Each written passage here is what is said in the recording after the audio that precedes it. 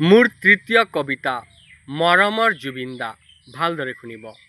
মৰমৰ জুবিন দা, আপোনাৰ সুৰৰ মধুৰ ৰাগিনীত কাই ক্লেশ জনেও উল্লাসতে নাচি উঠে। নিজ জীৱনৰ সৰ্বস্ত বেদনা পাহৰি দুখগ্ৰস্ত মনেও পাখি মেলি উৰে। গাই যাওক এইদৰে চিৰদিনলৈ আপুনি, অসমৰ নৱপ্ৰজন্মৰ আপুনি প্ৰেৰণাৰ খুঁটি। নিজৰ অসংখ্য গীতৰ পোহৰ বিলাই থাকিব আমাৰ মাজত সদায় জিলিকি।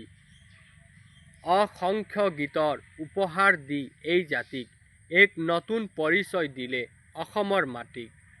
অন্তহীন যে আপোনাৰ গুণৰ কথা বখানি, আপুনিহে সঠিক অসমৰ গৌৰৱৰ প্ৰতীক।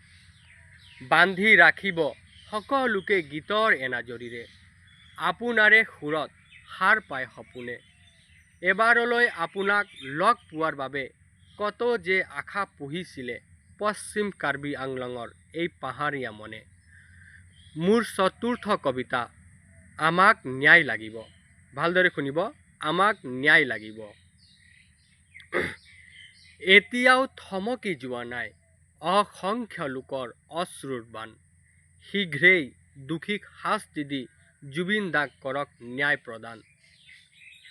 নহ'লে তেওঁ ভাল পোৱা গছে আৰু প্ৰকৃতিৰ প্ৰত্যেক জীৱই চিঞৰি কৰিব যে হাহাকাৰ, আমাক ন্যায় লাগিব জুবিন দাৰ। আজি উদং হ'ল নাহৰৰ জোপা, কপৌফুলবিহীন নাচনিৰ খোপা।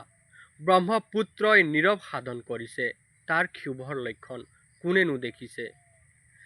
আজি মৌন চাহ বাগিচাৰ চামেলি, ক্ৰোধত আছে মাজুলীৰ ছোৱালী। লুইত পাৰৰ অসংখ্য ডেকা ল'ৰা, প্ৰতিশোধ ল'বলৈ নাপাহৰিবা।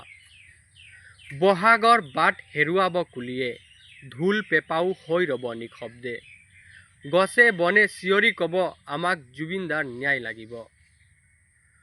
ক'তনো শান্তি পাব জুবিন দাৰ দোষী, তেওঁলোকৰ ষড়যন্ত্ৰ পোহৰলৈ আহিব।